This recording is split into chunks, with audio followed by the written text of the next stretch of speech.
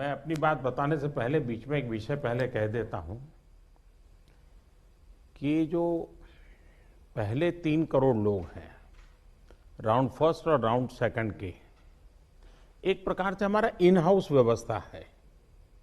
हमारी अपनी व्यवस्था से जुड़े हुए लोग हैं, इस काम से पिछले 1 साल से लगे हुए लोग हैं।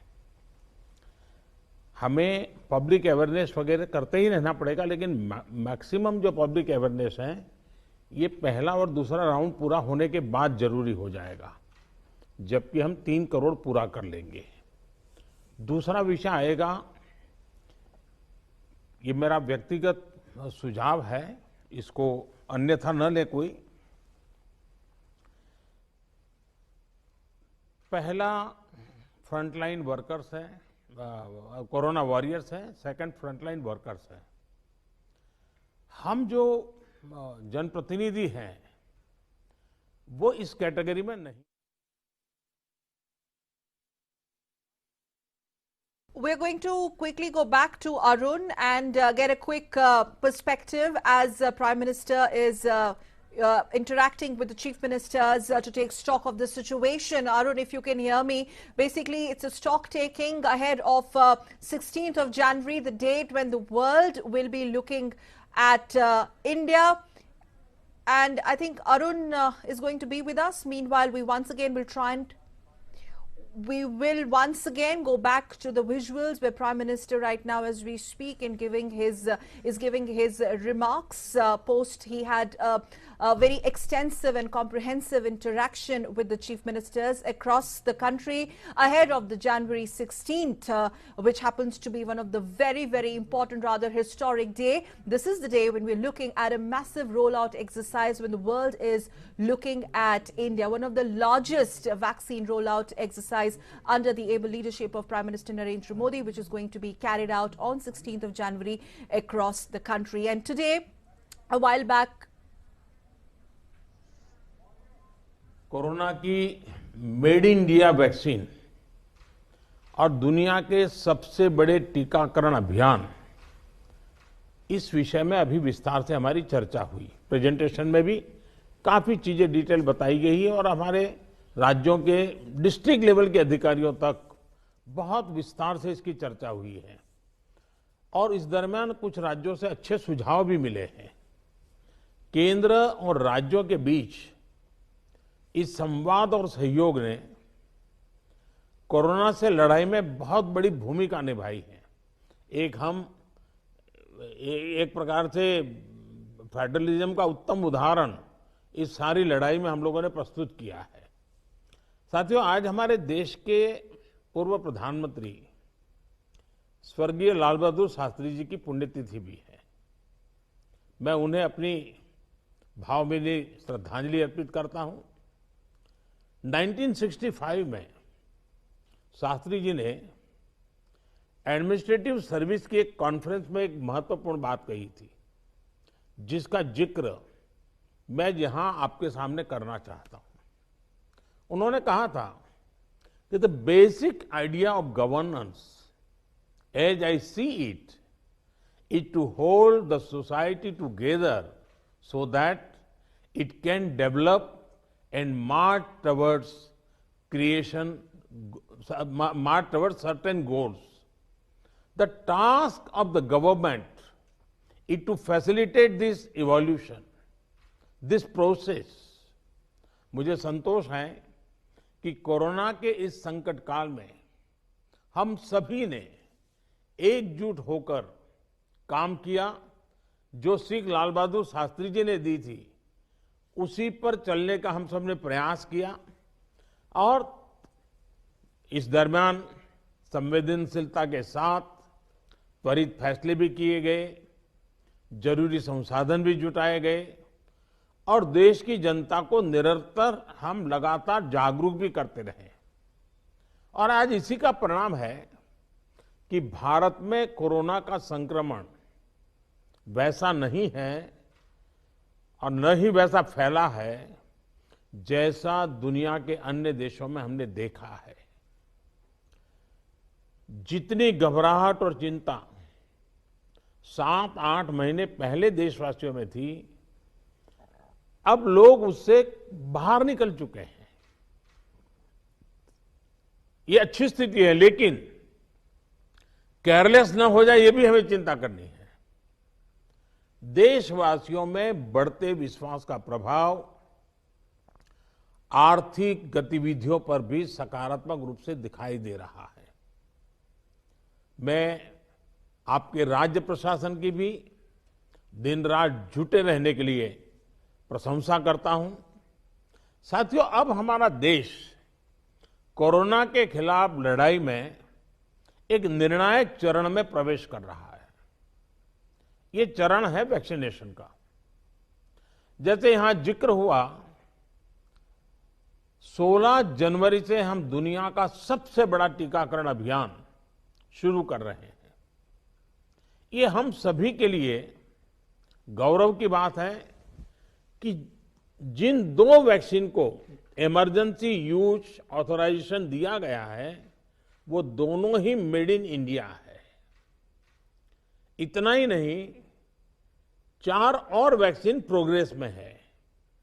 और ये जो मैं करीब 60-70% काम पहले राउंड का होने के बाद बैठने की चर्चा इसलिए करता हूं कि उसके बाद और वैक्सीन भी आ जाएगी, और जब और वैक्सीन आ जाएगी तो हमें फ्यूचर का प्लान करने में वो भी एक बहुत बड़ी सुविधा रहेगी।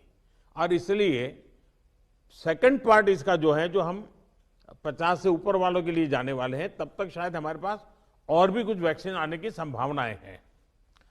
साथियों, देशवासियों को एक प्रभावी वैक्सीन देने के लिए हमारे एक्सपर्ट्स ने हर प्रकार की सावधानियां बरती हैं, और अभी साइंटिफिक कम्युनिटी की तरफ से विस्तार से हमें बताया भी गया है। और आपको मालूम होगा, मैं इस विषय में जब भी मुख्यमंत्रियों के साथ बात हुई, मैंने हमेशा एक ही जवाब दिया था कि इस विषय में हम जो भी निर्णय करना होगा वो साइंटिफिक कम्युनिटी जो कहेगी वो ही हम करेंगे। साइंटिफिक कम्युनिटी को ही हम फाइनल वर्ड मानेंगे, और हम उसी प्रकार चलते रहे हैं। कई लोग कहते थे, देखिए दुनिया में वैक्सीन आ गई, भारत क्या कर रहा है, भारत सो रहा है, इतने लाख हो गया, इतना हो गया, भारत कुछ, ऐसी भी चिल्लाहट हुई। लेकिन फिर भी हमारा मत था कि ये साइंटिफिक कम्युनिटी और जो इसके लिए जिम्मेवार लोग हैं, उनकी तरफ से जब आएगा तभी हमारे लिए उचित होगा, और हम उसी दिशा में चले हैं। बड़ी बात जो मैं दोहराना चाहता हूं कि हमारी दोनों वैक्सीन दुनिया की दूसरी वैक्सीन से ज्यादा कॉस्ट इफेक्टिव है। हम कल्पना कर सकते हैं, अगर भारत को कोरोना टीकाकरण के लिए विदेशी वैक्सीन पर पूरी तरह निर्भर रहना पड़ता तो हमारे क्या हालत होते, कितनी बड़ी मुश्किल होती, हम उसका अंदाज लगा सकते हैं। ये वैक्सीन भारत की स्थितियां और परिस्थितियों को देखते हुए निर्मित की गई है। भारत के टीकाकरण का जो अनुभव है, जो दूर सुदूर क्षेत्रों तक पहुंचने की व्यवस्थाएं हैं, वो कोरोना वैक्सीनेशन कार्यक्रम में बहुत उपयोगी सिद्ध होने वाली है। साथियों, आप सभी राज्यों के साथ सलाह मशवरा करके ही ये तय किया गया है कि टीकाकरण अभियान की शुरुआत में किसे प्राथमिकता दी जाएगी। हमारी कोशिश सबसे पहले उन लोगों तक कोरोना वैक्सीन पहुंचाने की है जो देशवासियों की स्वास्थ्य सुरक्षा में जुटे हुए हैं, जो हमारे हेल्थ वर्कर्स हैं, सरकारी हो या प्राइवेट, पहले उनको टीका लगाया जाएगा। इसके साथ साथ हमारे जो सफाई कर्मचारी हैं, दूसरे फ्रंटलाइन वर्कर्स हैं, सैन्य बल है, पुलिस और केंद्रीय बल है, होमगार्ड है, डिजास्टर मैनेजमेंट वॉलेंटियर समेत तमाम सिविल डिफेंस के जवान हैं, कंटेनमेंट और सर्वेलेंस से जुड़े रेवेन्यू कर्मचारी हैं, ऐसे साथियों को भी पहले चरणों में टीका लगाया जा रहा है। देश के अलग अलग राज्यों के हेल्थ वर्कर्स, फ्रंटलाइन वर्कर्स की संख्या देखें तो एक करीब 3 करोड़ होती है। ये तय किया गया है कि पहले चरण में इन 3 करोड़ लोगों को वैक्सीन देने के लिए जो खर्च होगा वो राज्य सरकारों को वहन नहीं करना है, भारत सरकार इसको वहन करेगी। साथियों, वैक्सीनेशन के दूसरे चरण में, वैसे एक प्रकार से वो तीसरा चरण हो जाएगा, लेकिन हम अगर इन 3 करोड़ को एक माने तो दूसरा चरण 50 वर्ष से ऊपर के सभी लोगों को और 50 वर्ष से नीचे के उन बीमार लोगों को जिनको संक्रमण का सबसे ज्यादा खतरा है, उनको टीका लगाया जाएगा। आप सभी परिचित हैं कि बीते कुछ हफ्तों में जरूरी इंफ्रास्ट्रक्चर से लेकर लॉजिस्टिक तक की तैयारियां सभी राज्यों और केंद्र शासित प्रदेशों के साथ विचार विमर्श करके, लगातार मीटिंगें करके, मॉड्यूल्स बना करके इसको पूरा किया गया है। देश के लगभग हर जिले में ड्राई रन्स भी पूरे हो चुके हैं। इतने बड़े देश में सभी जिलों में ड्राई रन्स हो जाना, ये भी अपने आप में हमारी काफी बड़ी कैपेबिलिटी को दिखाता है। हमारी जो नई तैयारियां हैं, जो कोविड के एसओपीज हैं, उनको अब हमें अपने पुराने अनुभवों के साथ जोड़ना है। भारत में पहले से ही अनेक यूनिवर्सल इम्यूनाइजेशन प्रोग्राम ऑलरेडी चल रहे हैं, हमारे लोग बड़ी सफलतापूर्वक कर भी रहे हैं। मिशन रूबेला जैसी बीमारियों के खिलाफ भी व्यापक कैंपेन हम लोग चला चुके हैं। दुनिया के सबसे बड़े चुनाव और देश के कोने कोने तक पहुंचकर मतदान की सुविधा देने का भी हमारे पास एक बहुत ही अच्छा अनुभव है। इसके लिए जो बूथ स्तर की रणनीति हम बनाते हैं, उसी को हमें यहां भी प्रयोग में लाना है। साथियों, इस टीकाकरण अभियान में सबसे अहम उनकी पहचान और मॉनिटरिंग का है जिनको टीका लगाना है। इसके लिए आधुनिक टेक्नोलॉजी का उपयोग करते हुए कोविन नाम का एक डिजिटल प्लेटफॉर्म भी बनाया गया है। आधार की मदद से लाभार्थियों की पहचान भी की जाएगी और उनको दूसरी डोज समय पर मिले, ये भी सुनिश्चित किया जाएगा।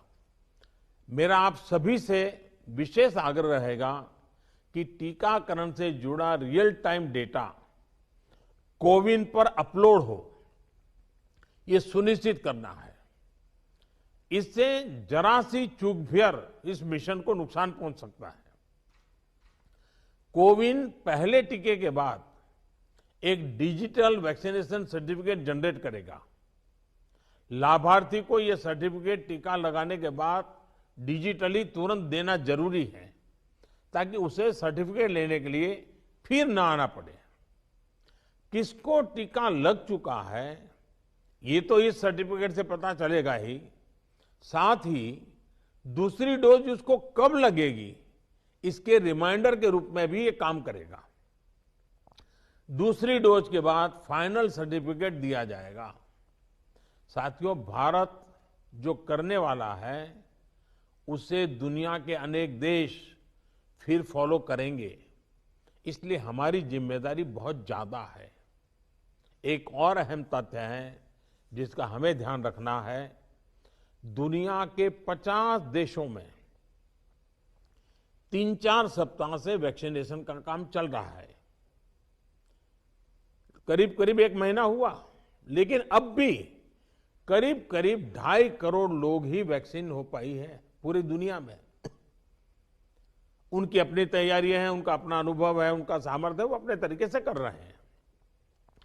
लेकिन अब भारत में हमें अगले कुछ महीनों में ही लगभग 30 करोड़ आबादी के टीकाकरण का लक्ष्य हासिल करना है। इस चुनौती का पूर्वानुमान लगाते हुए ही बीते महीनों में भारत ने बहुत व्यापक तैयारियां की हैं। कोरोना की वैक्सीन से अगर किसी को कुछ असहजता होती है, तो उसके लिए भी जरूरी प्रबंध किए गए हैं। यूनिवर्सल इम्यूनाइजेशन प्रोग्राम में पहले से ही इसके लिए एक मैकेनिज्म हमारे पास रहता है। कोरोना टीकाकरण के लिए इसको और मजबूत किया गया है। साथियों, वैक्सीन और टीकाकरण की इन बातों के बीच हमें ये भी याद रखना है कि कोविड से जुड़े जो प्रोटोकॉल हम फॉलो करते आ रहे हैं, उनको इस पूरी प्रक्रिया के दरमियान भी बनाए रखना है। थोड़ा सा भी लूजनेस नुकसान कर सकता है। और यही नहीं, जिनको टीका लगाया जा रहा है वो भी संक्रमण को रोकने के लिए जो सावधानियां हम लेते रहे हैं उनको फॉलो करते रहे हैं। ये सुनिश्चित करना ही होगा। एक और बात जिस पर हमें बहुत गंभीरता से काम करना है, हर राज्य, हर केंद्र शासित प्रदेश को ये सुनिश्चित करना होगा कि अफवाहों पर, वैक्सीन से जुड़े अपप्रचार को कोई हवा न मिले। इफ्स और बट्स से बात नहीं होनी चाहिए। देश और दुनिया के अनेक स्वार्थी तत्व हमारे इस अभियान में रुकावट डालने की कोशिश कर सकते हैं। कॉरपोरेट कंपटीशन भी इसमें आ सकती है, कंट्री का प्राइड के नाम से भी आ सकता है, बहुत सी चीजें हो सकती हैं। ऐसी हर कोशिश को देश के हर नागरिक तक सही जानकारी पहुंचाकर हमें नाकाम करना है। इसके लिए हमें धार्मिक और सामाजिक संस्थाओं, एनवाईके हो, एनएसएस हो, सेल्फ हेल्प ग्रुप्स हो, प्रोफेशनल बॉडीज हो, रोटरी, लायंस क्लब जैसे संस्थाएं हो, रेड क्रॉस जैसी संस्थाएं हो, इन सबको हमने साथ जोड़ना है। जो हमारी रूटीन स्वास्थ्य सेवा है, जो दूसरे टीकाकरण अभियान, वो भी ठीक से चलते रहें, इसका भी हमने ध्यान रखना है। क्योंकि हमें मालूम है कि हम 16 को शुरू कर रहे हैं, लेकिन हमारी 17 को एक रूटीन वैक्सीन का भी डेट है। तो इसलिए हमारा जो रूटीन वैक्सीन का काम चलता है वो भी कहीं डैमेज नहीं होना चाहिए। आखिरी में एक और गंभीर विषय के बारे में आपसे जरूर बात करना चाहता हूं। देश के 9 राज्यों में बर्ड फ्लू की पुष्टि हुई है। ये राज्य हैं केरला, राजस्थान, हिमाचल प्रदेश, गुजरात, हरियाणा, उत्तर प्रदेश, मध्य प्रदेश, दिल्ली और महाराष्ट्र।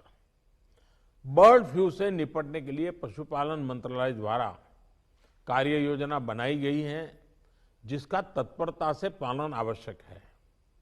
इसमें डिस्ट्रिक्ट मजिस्ट्रेट की भी बड़ी भूमिका है। मेरा आग्रह है कि प्रभावित राज्यों के मुख्यमंत्री साथी भी मुख्य सचिवों के माध्यम से सभी डिस्ट्रिक्ट मजिस्ट्रेट का मार्गदर्शन करें।